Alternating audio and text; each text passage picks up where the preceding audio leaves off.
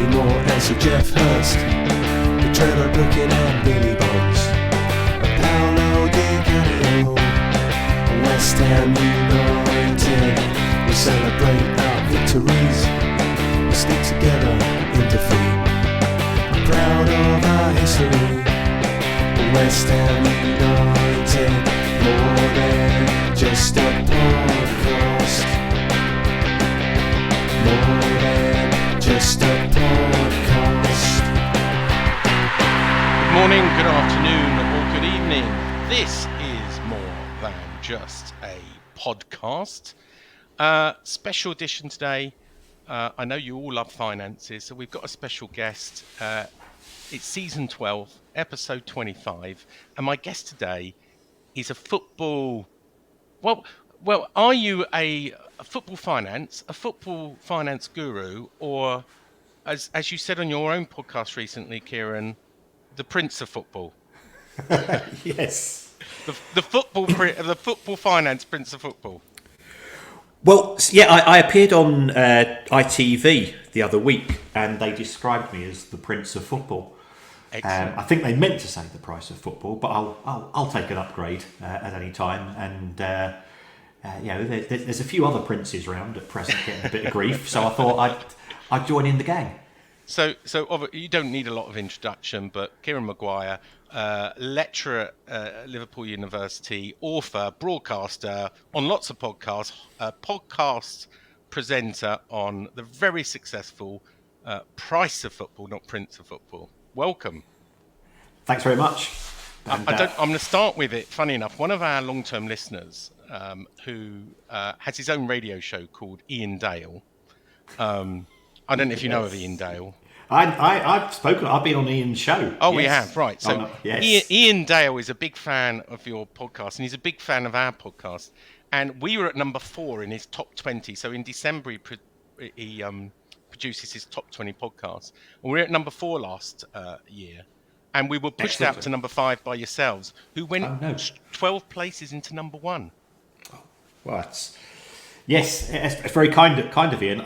There is an excerpt currently going around on social media where I'm a pest effectively when it comes to football clubs. So of course, I just kept humiliating as much as I could Manchester United on our show by saying, well, you're supposed to be the biggest club in the world, but you won't pay your own staff the national living wage. So every opportunity I got to mention it, I just gave them grief, and then they phoned me up and said, "Look, if it's not actually going to cost us that much more money, if truth be told, if we do it, will you shut up?" I said, "Of course we will. Yeah, I've got." So they did it. So he was saying something about that, and he described me as a professor of something or other at the University of Liverpool, which is probably about as high an accolade as I could possibly get. Professor. Well, yeah. I'm not a professor. I'm not clever. I'm just somebody with a big mouth. But you have sort of created this persona that you are the football finance expert of the Premier League. Well, that's not for me to say. The only reason why I tend to get a lot of attention is that the real guru of football finance, who is the Swiss Ramble, a guy called Kieran. I do know Swiss Ramble. Yeah. Well, he's a bit of a recluse. He is a bit of a recluse. He won't come on anybody's show. He genuinely does live in Switzerland. Yeah. He's the same age as me. He's got the same musical taste as me. And he's I idolise what he's done in terms of making it accessible. So yeah, if he's sort of the Lionel Messi of football finance, I'm more sort of the Craig Bellamy or Robbie Savage. I thought you were going to say the Ronaldo. No. I'm not terrible, but I'm more mouth than I am talent. Yeah. Excellent. Well, we're glad to have you on the show today because we want to talk about West Ham finances, because obviously it's that time of the year where they've just released the figures. I know we spoke off air when they first came out, but I wanted to ask you about them. So West Ham had a record turnover of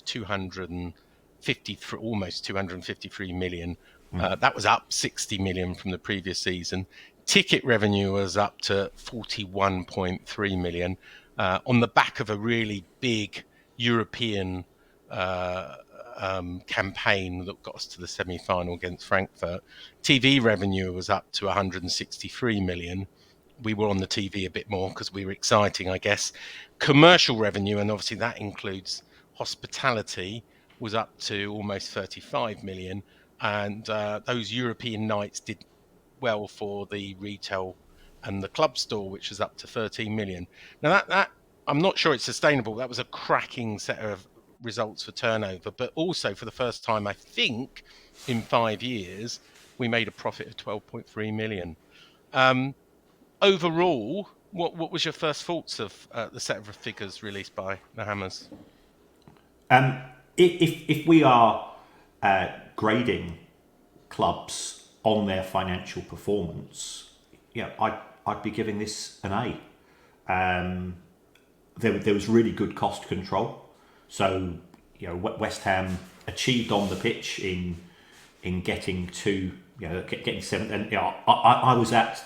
For people that don't know, I'm a Brighton fan, so I was at that final match of the season where you were 1-0 up at half time. I know, I was there. I got a speeding ticket along the bloody road as well. It wasn't a great day. Sorry about that. And you looked very comfortable for 45 minutes. So it was a good season on the pitch. A decent Premier League finish. The progress within Europe, and it must have been because I was actually working in Seville the week of the final. Oh.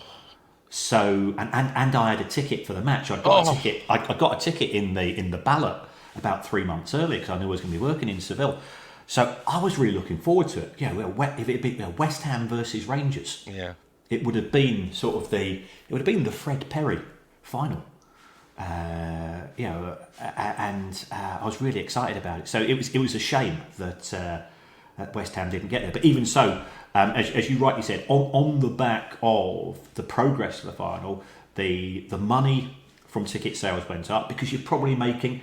I know some West Ham fans are unhappy about various bits and pieces, but season ticket prices compared to the rest of London, compared to the Big Six, are pretty decent. But I'm told of course, 2 million. It nets 2 million a home game on average, a European. So the extra games obviously take away the season ticket for each cup game. Assuming it's not early rounds and not sold out, but most on average we netted about 2 million an extra home game in those European and FA Cup, League Cup, etc. So cup progress when you've got a big stadium like West Ham can really make a difference. So that's why if we compare West Ham's sort of ticket sales pre and the COVID years were clearly distorted, but the match day income in 2019, which was the last pre-COVID year, was 27 million, up to 41. That's up a third, and that's on the back of cup success. And I think that shows the importance of Europe to a club such as West Ham, and then you get TV money on the back of that from the way that UEFA operates. So.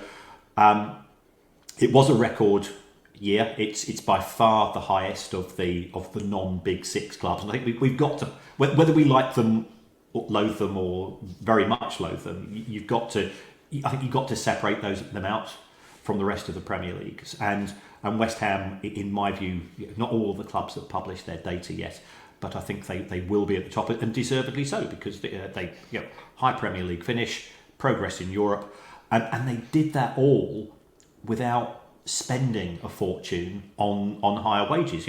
West Ham's wage bill, it's a lot lower than that of Leicester, of Everton. It's actually around about the same as that of Wolves and Villa. I think it was only 3 million quid more than Palace, who are a very small club. It was 135.7, up from 129.4.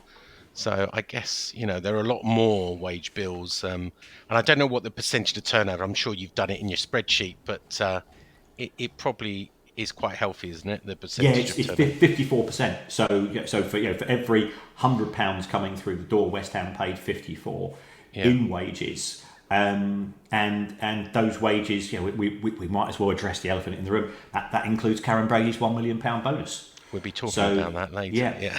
So whilst the wages were up on the previous season, remember the previous season was played totally behind closed doors. Yeah. So you will have additional match costs. I know that some of those match costs are borne under the rental agreement with the landlord, but even so, you still do have your own West Ham costs, and they won't have had to be incurred because of the impact of lockdown. So financially, it really was a very impressive set of results. But we don't go to football to cheer on balance sheets. No. Well, let's talk about something that West Ham fans have been talking about since, the takeover by, Sullivan and obviously Gold, who departed last week. But, they took on £100 million of debt. And, we've always talked about net debt, but also bank debt, external debt, and some of it's shareholder debt. Now, if we just look at net debt, that fell by 130 million. And actually is a positive. I don't know what the net debt is, net assets of nearly £41 million, including, and we've got to remember this is the end of May, there was £96.5 million in the bank. What does that mean? Sometimes people worry about debt, and I think I've heard you say before, debt isn't a problem as long as you can service it. But what does it mean to a football club to go from a net debt position to a positive position? It does give some cost savings. So if we take a look at West Ham, they paid around about £9 million in interest in 2021. If you move from net, and people not familiar with the term net debt is all of the money that you owe in loans less your cash. So if I've got a 50 grand mortgage, and I've got £10,000 on my credit cards, and I've got 3 grand in my bank account, I'd say, well, it's 50 plus 10 minus 3. You work it out, and therefore, my net debt there would be 57. So it's exactly the same for a football club. You look at all of the money that's due to lenders. Some of those are external lenders. There's MSD Holdings, I think, were involved, and of course some of that debt was originally due to David Gold and David Sullivan, and then you subtract the cash. So West Ham have moved from net debt of 89 million to net cash of 41, which is a big turnaround. And nearly all of that, I think, comes from the involvement of Daniel Kretinsky when he decided to get involved with the club during the course of the year. We're going to talk about that in a minute. West Ham, the bit I didn't quite understand is West Ham continued to borrow 55 million from MSD, which is part of Michael Dell's, retirement plan, and rumoured to be about 9% interest.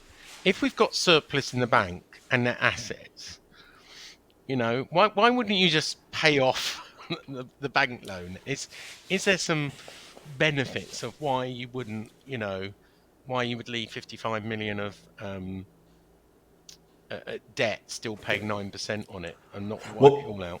Yeah, there's two potential issues here. First of all, it could be a loan in which, again, sort of using the mortgage analogy, sometimes if you pay off your mortgage early, you get stung with a big interest penalty. So it might not actually be in the club's interest to pay back it early. Secondly, what we see in football is that football's a very volatile and erratic industry. So yes, West Ham had this £97 million worth of cash in their bank accounts at the 31st of May 2022. But remember, fans will have already bought their season tickets for 22-23. So that money really needs to be spread over the course of the next year, because it's got to cover your wages, it's got to cover your day-to-day running costs. So we tend to see big spikes in football clubs' cash at the end of May, at the end of June. Some football clubs are the 30th of June year end, and what happens there is they say, people say, why have they got so much cash? Well, you've got your season ticket money. You've also perhaps got a down payment or even the full amount from your front of shirt sponsor for the next season, and the Premier League itself normally pays around about 50 to 60% of the flat fee for the following season for the TV money. It pays that to clubs up front, and the reason for that is that if you think about it from the point of view of Sky and BT Sport, they've got nothing to do over the summer. I like cricket and I like a bit of other sport, but football's the big driver as far as the subscription sports channels are concerned.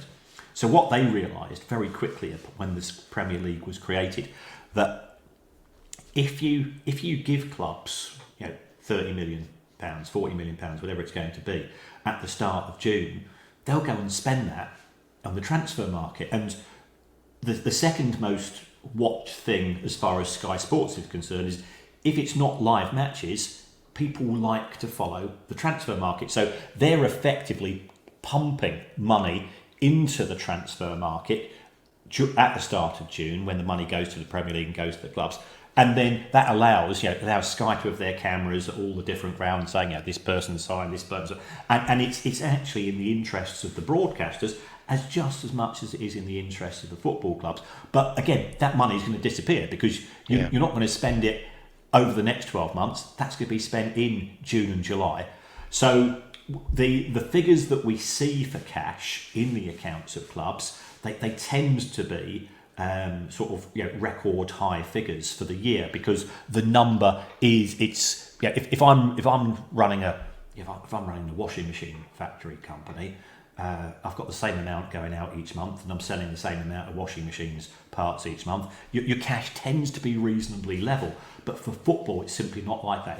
You've got the transfer market, which is clearly June, July, August, and then you've got the January window as well, so lots of money potentially coming in and out, and the money coming in from season ticket sales, from broadcasters, from your commercial partners tends to be quite lumpy. You don't actually make a lot of money on an individual match, because you think about West Ham. How many season tickets have West Ham got? I know they did have 54,000, but I'm sure West Ham fans told me it's over 52,000. Over 52,000. So you've got 10,000 tickets being sold on an individual match. And 3,000 of them are away. 3,000 are away, so they're capped at 30 quid. Let's say you average 35. And then you've got to take out VAT, so the club will get, say 28. You've got 10,000 tickets at £28. You're making 300 grand per home match. I'm not being rude. That doesn't go very far in terms of players. The average West Ham player is, based on my figures, which are glorified estimates. I reckon they're on probably between 60 to 65k a week. On average, City come. Some players on more. So that does not go very far at all when you're bringing in 300 grand a match from ticket sales. But by the way, I think you're being a bit generous to West Ham fans, thinking that we renew early. We keep it in our bank accounts to the absolute deadline in July. I'm the same. We're not going to put it in their bank account. There's no incentive to sign up early. So there's a massive rush. And in fact, often the website crashes on deadline day and they have to extend it another day, because we all renew on the very last possible moment to keep it in our banks. Oh, well, fair play then. One thing I do make you right on, though, is the transfers. The post notes of the accounts, which I'm sure you saw, was the post note said we spent 155 million, net 155 million, so a lot more than that, because we sold a couple of players, and another 18 million on add-ons. Now, I guess on average, you might say I'm wrong here, around a third of that will be paid up front on average. Yeah. So you're talking over 50 million of that 96 million was probably paid out in upfront transfer fees.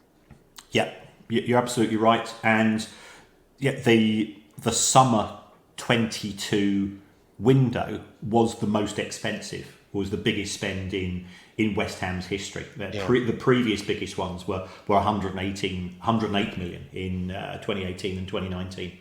Yeah. If people are listening to this and goes, he doesn't have any friends and he doesn't get invited to parties, does he? If he knows all these numbers, and it's true. I get invited to so few parties. I don't even know what the party is. You released it on Twitter during the pandemic. Didn't I? Yeah. I've got a copy of that. It's a Right. cracking read. We owe £81 million to other clubs, it says in the accounts. Is that quite normal in relation to people clubs outside the Big Six? It's probably at the top end of the non-Big Six clubs, but it's not huge, and I suspect that figure will have gone up. So looking at other clubs, Wolves, for example, owed 111, Leeds owed 85, Everton owed 77, Villa 73. So you're in with the group that you'd expect to be in with. Manchester United, because they had a really poor start to the season, they just went crazy with their effectively their MUFC credit card. They owe over 300 million quid in instalments to other clubs for transfer fees, and that includes the likes of Donny van der Beek and some of the other less than stellar players that they've acquired. So it does vary from club to club, but United, Arsenal, Spurs, Chelsea, City, Liverpool, they all owe well over £100 million each. Yeah. Well, you talked earlier about investment that made this possible, and Daniel Kredinsky obviously invested in the club last year, and we didn't know. It was all speculation until the accounts released how much he paid for those shares, but it was released that obviously there was a rights issue. And there was a previous rights issue in the pandemic of 30 million with existing shareholders. And there was a new rights issue, which again split the shares. And he paid 125 million for 20% of the West Ham holding company. And then he paid another 43.75 million for another 7% from other directors. I haven't quite worked out who those directors are. I'm sure I could. That means, I'm sure you've done it in your head already, 168.75 million for 27%. And if you work that out, that's 625 million valuation. And there is something in the Articles Association that says Kredinsky or any other shareholder has the option to buy more shares at that set price. So my question is, 625, I know I've heard you say on your podcast, give a range of 700 to 800 million. I know Karen Brady on her own website gives a valuation of 800. Is 625 right in the current market? And I know I've asked David Sullivan this question. He said a club is only worth as much as someone's prepared to pay for it. But, if I pushed you for a valuation of West Ham right now, where would it end up? I think it's probably worth a wee bit more than 625. Yeah. And what we normally say is that there's something which don't sound people must be thinking I'm a right nerd. I'm a nerd.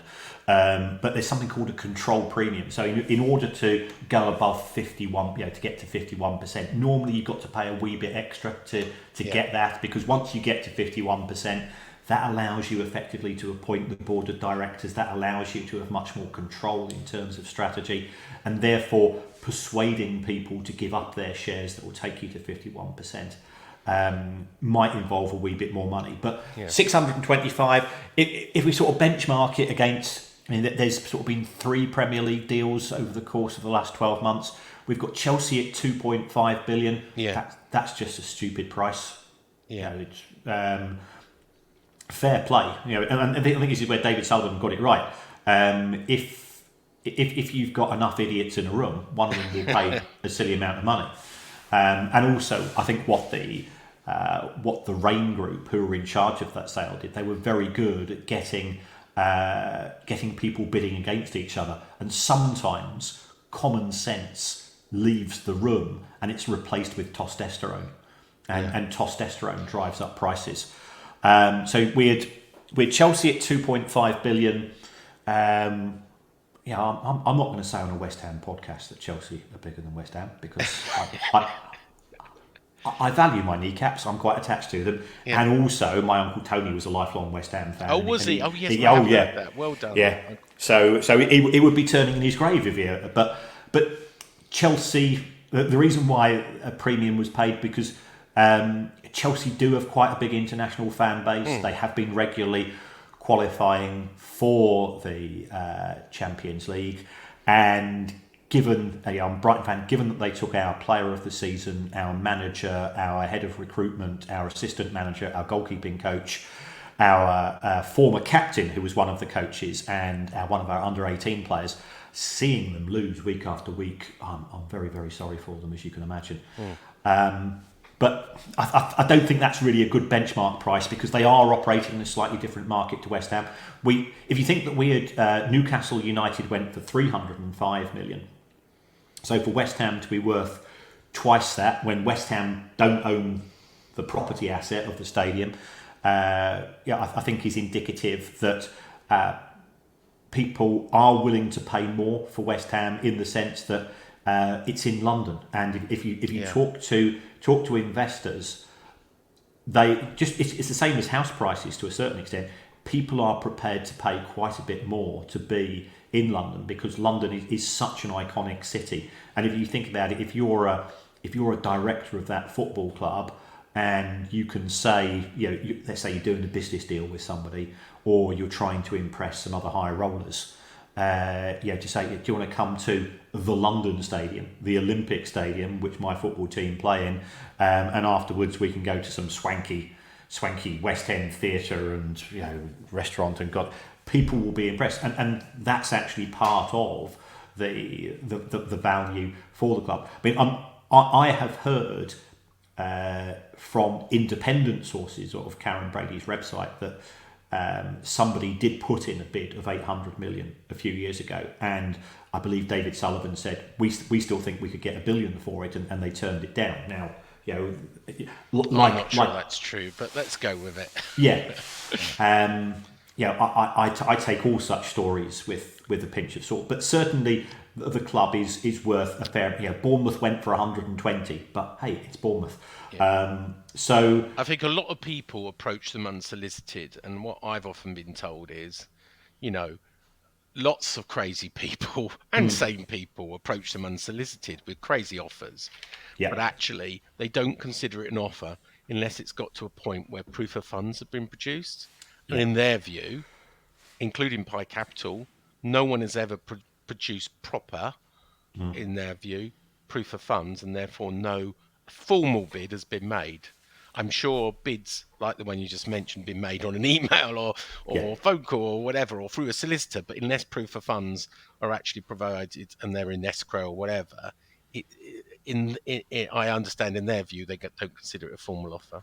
I think they're absolutely right to take such an approach because I am very, very much at the periphery of the football industry, but I get asked at least once a month to do a valuation of a football club, to advise somebody on a football club, and I'll do it as out of mischief as much as anything else, just to see how it goes. But it becomes very evident very quickly that I'm talking to either somebody who's completely deranged or just a glorified tire kicker who wants to get their name in the press. That's the challenge. I'm going to ask one difficult question, and I did my own valuation. I'll tell you what it was.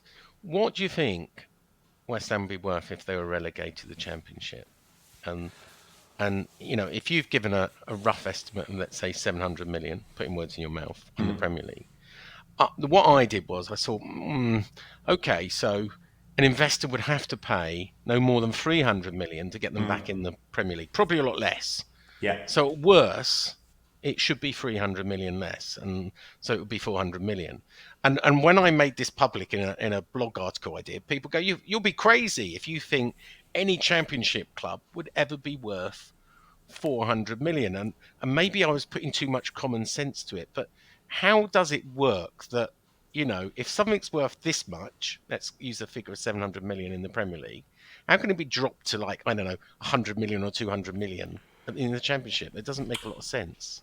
Well, without wanting to get too much into sort of the world of finance, when you are valuing any business, you base it on your expectation of future cash.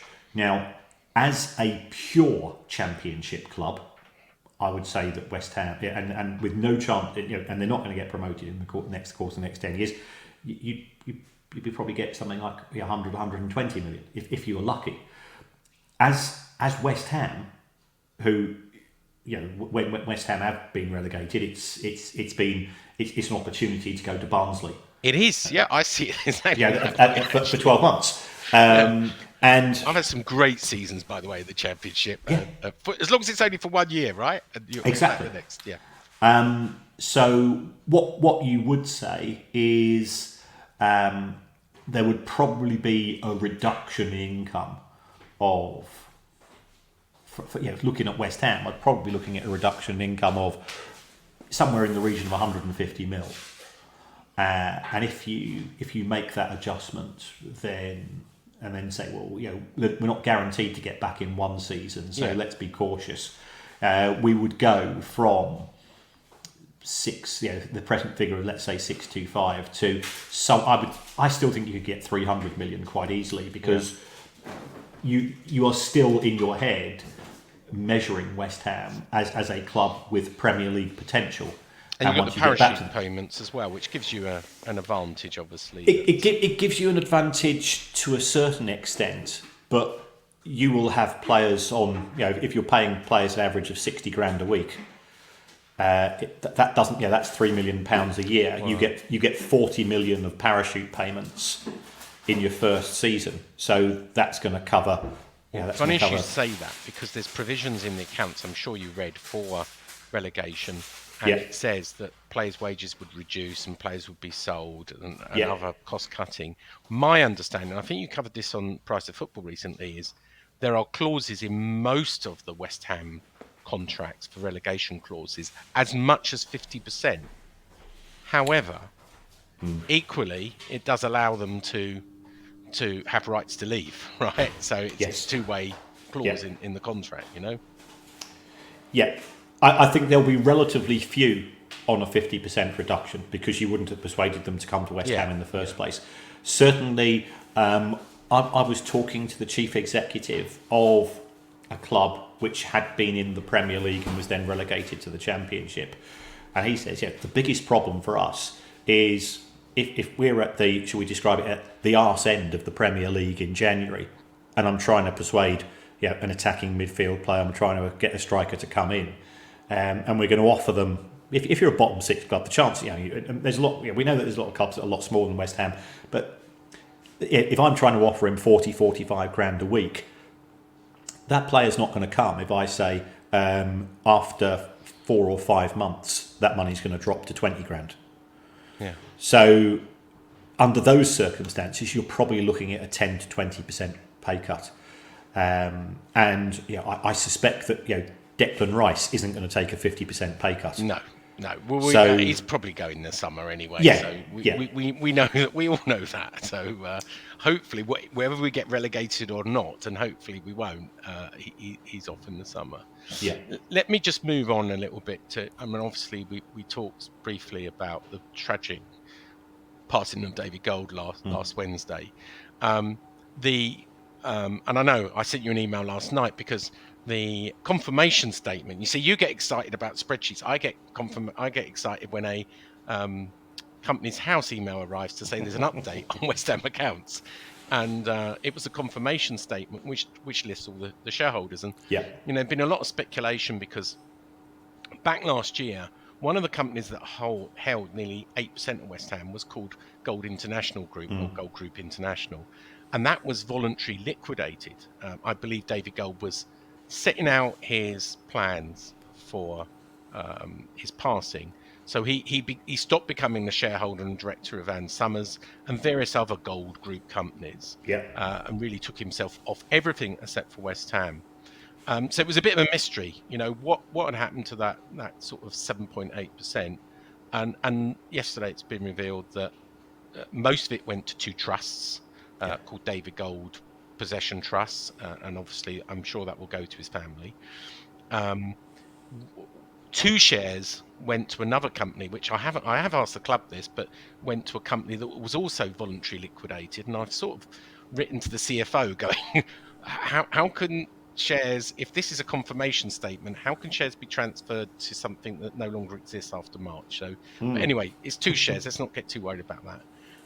But the majority of the shares, and remember David Gold owned 25.1% when he died. 17% are still personally in his name, not through trusts or companies. Look, I know you're a finance expert and probably not a tax expert. I'm going to ask you the question anyway. Is it likely, from the research I've done, there's something called business relief. If you've got a family company where you've owned assets for over 2 years, it can be passed down to your family without attracting inheritance tax. Is that your understanding as well? Yes. I mean, the whole aim behind inheritance tax is the government says, in an ideal world, we'd like a proportion of the deceased's estate. At the same time, what we don't want to do is to create a situation in which companies have to be sold or closed down, which are, especially if they are family companies, in order to raise the cash to pay the exchequer. So there is the opportunities for continuity, and first of all, I'm very sorry to hear about the passing of David Gold, because he was a genuinely nice guy. He was. And, everybody I speak to in the world of football and also in the world of broadcasting spoke very highly of him. And you can't do that with every director of every football club, I can assure you of that. So there will have been some form of estate planning and succession planning in order you to don't have that much money and not employ professionals to legally work out what happens when you die. Yeah. So I don't perceive there being a major problem. I think the issue is going to be is what are the intentions of the family going forwards. Well, and so interestingly, Dan Cunningham has been on, who's his son-in-law.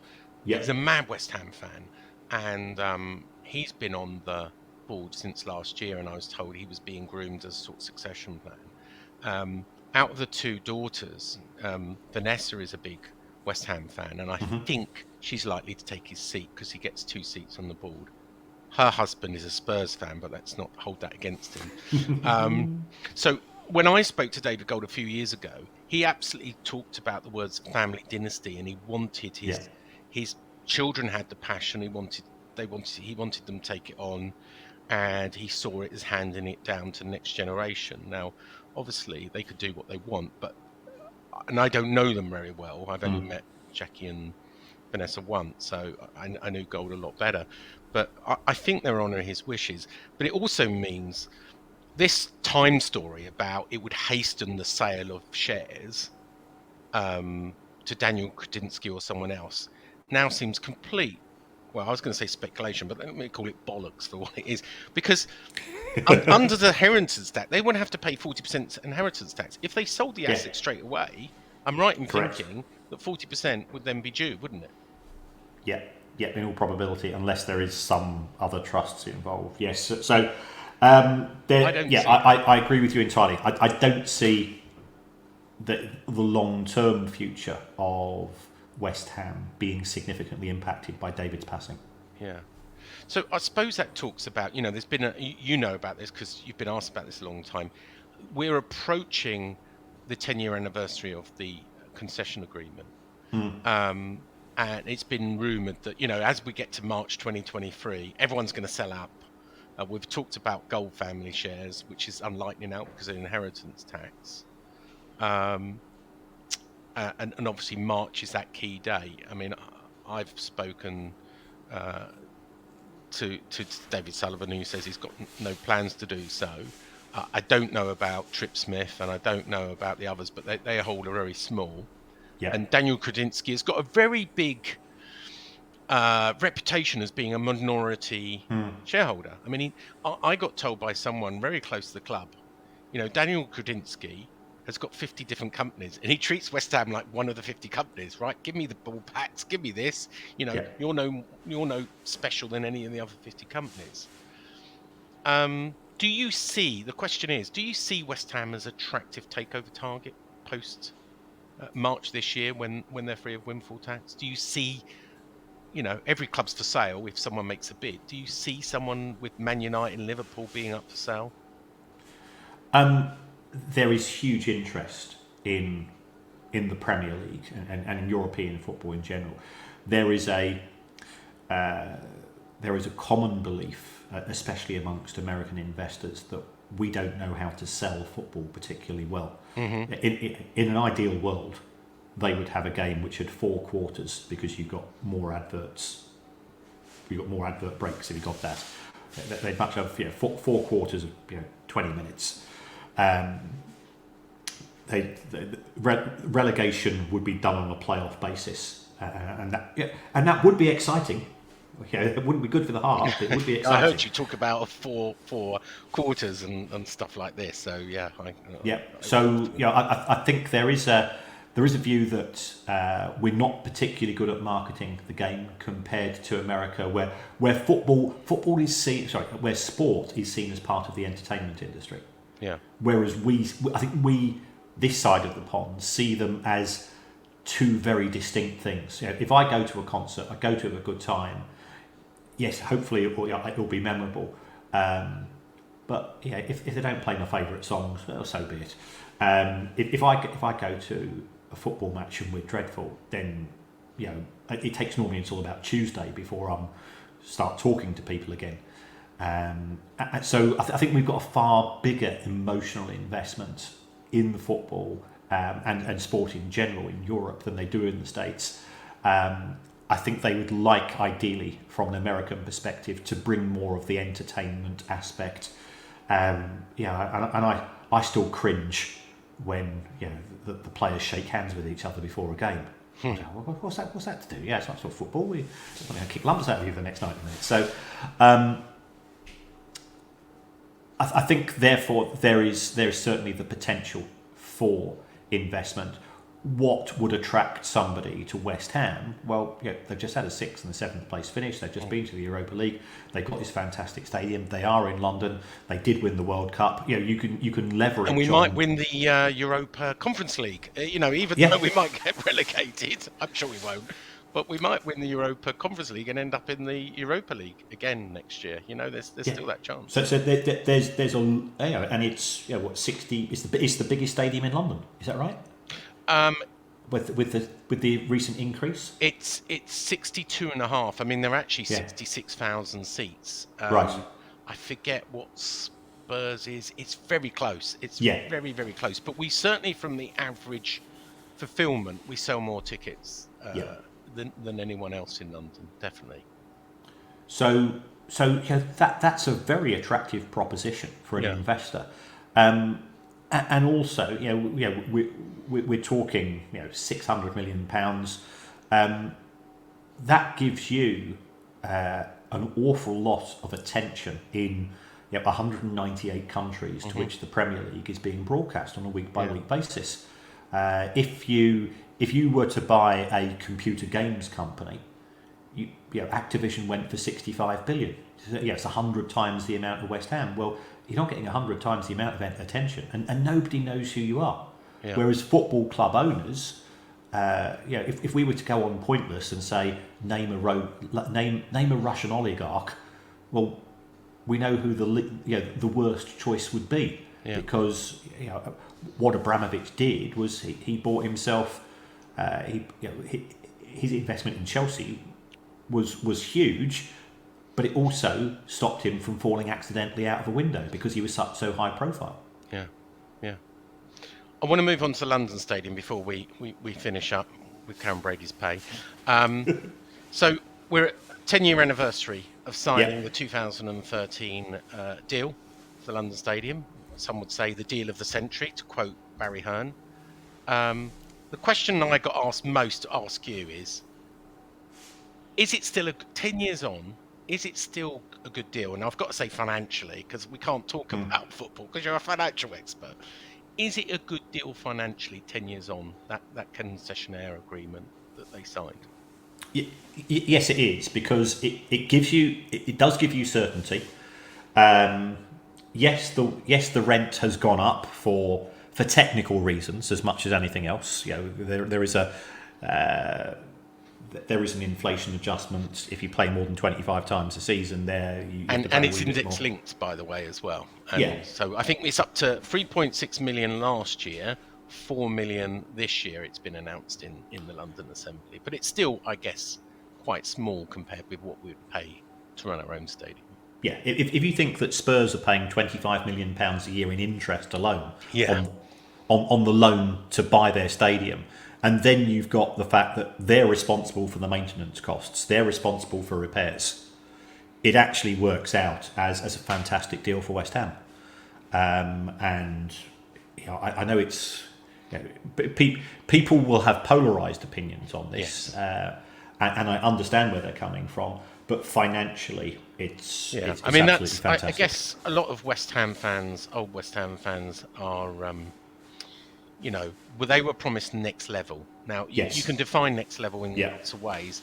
And the reason they will always want to ask the question, was it worth it, was, are we getting more money from ticket revenue? Well, we certainly did last year, right? Yeah. And at the stadium, are you getting more sponsorship? Are you getting more hospitality? And I think it's yes to all of those, but I guess, is it sustainable? This is really take us to the next level to make us, part of the big six or the big seven or whatever you want to call it, and compete with, well, nowadays Newcastle, believe it or not, or it's a difficult one, but I think it has the potential to take West Ham out of. Yeah, and I appreciate West Ham are not having a good season in 22-23. Out of a club where you would say, where is West Ham's natural position? And before the stadium move, my gut reaction, I'd probably say 10th to 12th in the Premier League. Yeah. Following the move, I would say 7th to 9th in the Premier League. So that means that, and in a good season, you will get into that Europa League place, or you will get into the Europa Conference. So I do think that it has given West Ham the resources to step up a wee bit, but it was never going to be sufficient to allow West Ham to compete with the big six, because West Ham is at heart, it's a local club. And you and I both know where sort of West Ham's beating heart of the fan base comes from. Whereas if you take a look at social media for what's happened at Chelsea over the course of the last few weeks, nearly all of those posts are coming from overseas. Yeah. So it's allowed West Ham to be more competitive, I think, domestically. Is it going to grow you an international fan base? No, it's not. In exactly the same way, when Everton moved to their new stadium, which is has a 54,000 capacity, and we've got a resurgent Newcastle, but you're not getting people in Nairobi, you're not getting people in Beijing say, "Oh, I'm going to stop supporting Manchester United. I'm going to support the Amazon. I'm going to support Newcastle." Or Everton. It's never going to be like that. Those ships have sailed. But I think it does allow West Ham to be more competitive against the peer group of Newcastle's a difficult one, but I would say Villa, Leicester, Wolves, and so on. Yeah. And you are fighting for that 6th, 7th, 8th, 9th place a lot of the time. Yeah. And I think the stadium move, and as an away fan, I used to love going to West Ham's old place because it's proper football, and we absolutely understand all of that. And what really strikes me, and you have to do it once a fortnight, is at the new place, you don't even know that you're walking to a football ground until you're about 100 yards away. Whereas, Is it Upton Park or is it the Bowling Ground? I always get Well, the. technically, Upton Park, they're interchangeable. We only started calling it the Bowling Ground in the last few years. I know, Marketing, because most people called it, but we're not precious whether you call it the Bowling Ground or Right, Upton Park, cool. really. Right. My second question on the London Stadium is, LLDC, the owners, are probably going to be mostly disbanded in the end of 2025, and there's been talk about long lease or taking over the stadium.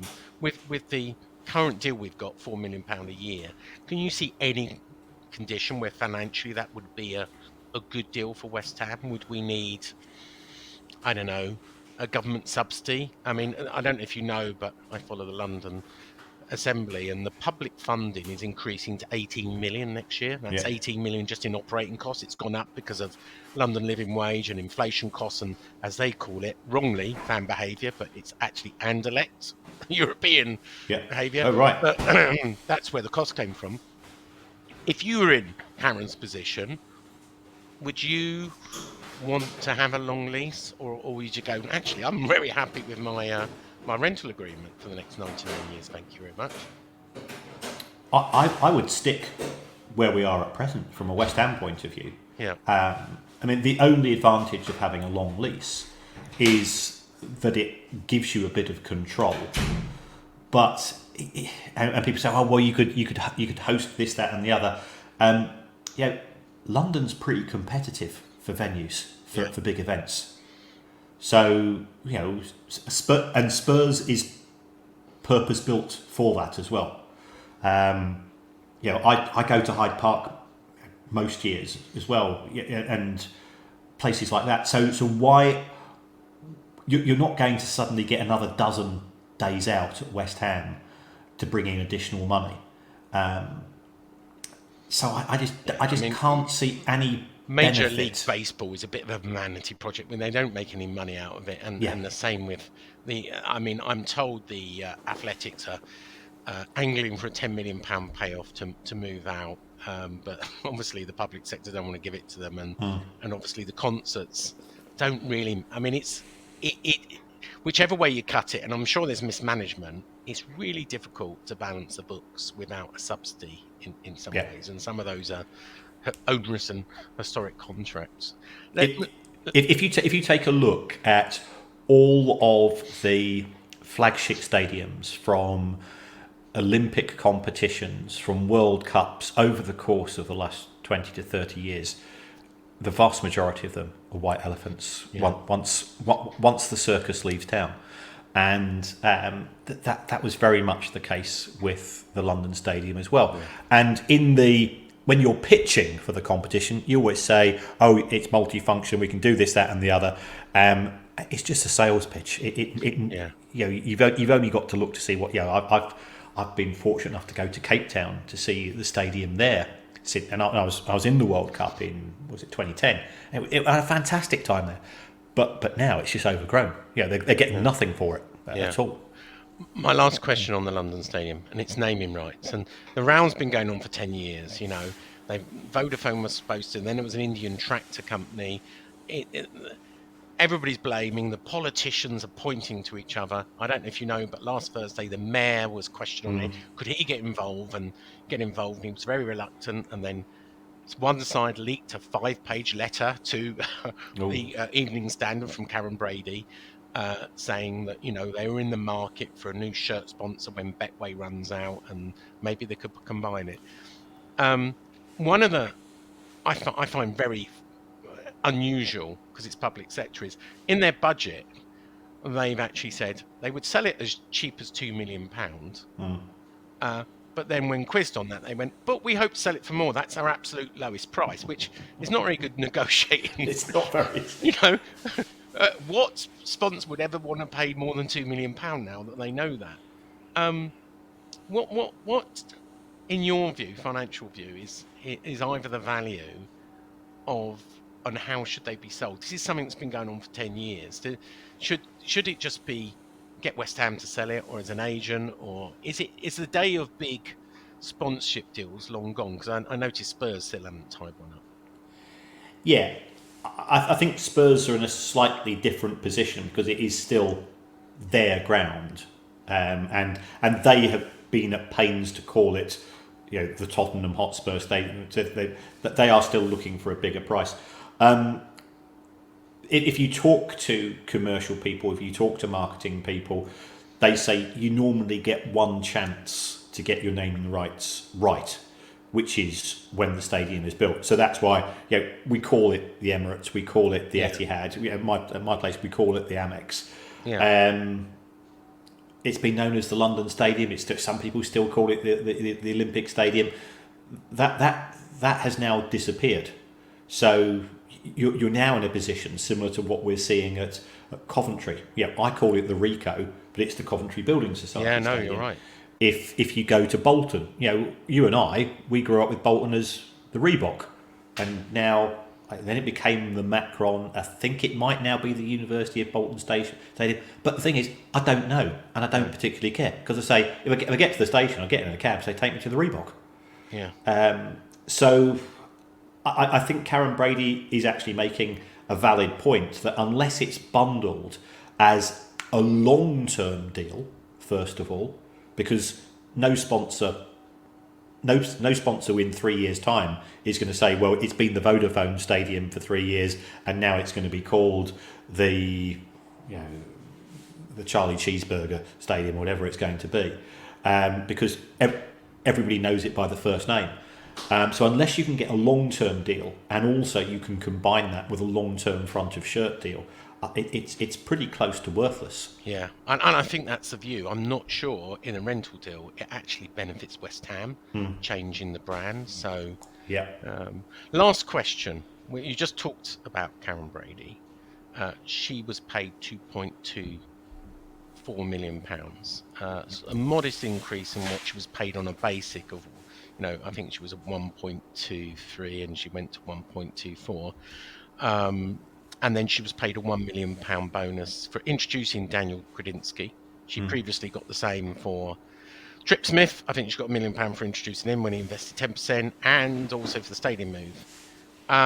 She gets a lot of grief for the money she earns because people point out all the different jobs she does. Yeah.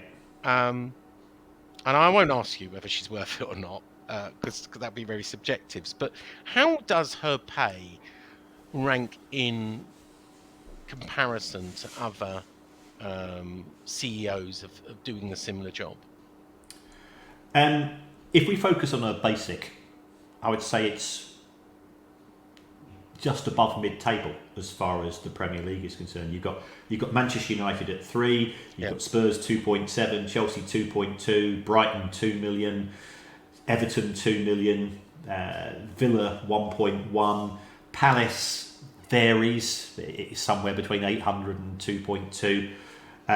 So it's certainly not excessive by Premier League standards. And then we also have to think, well, who ultimately is who is giving her that wage? And that's David Golden, historically, and David Sullivan. Yeah. And they have worked with Karen Brady from their time at Birmingham together and West Ham.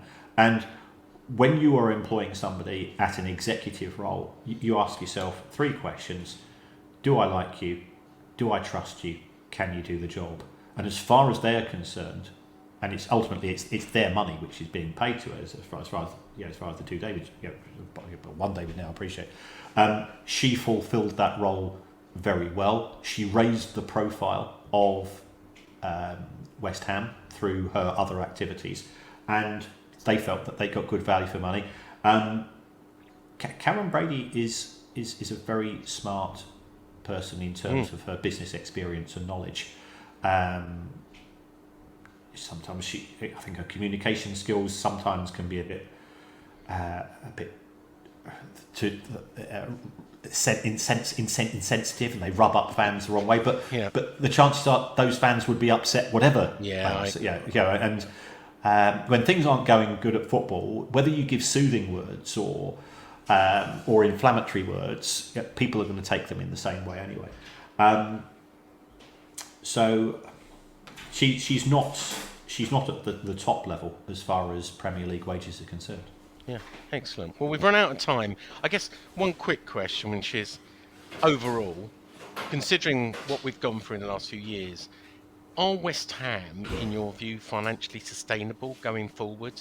Is it a model that I know you often talk about on the Price of Football, a well-run club? Is it financially a well-run club, or is it working towards that? I think it's made a lot of progress since it moved from the old stadium to the new one.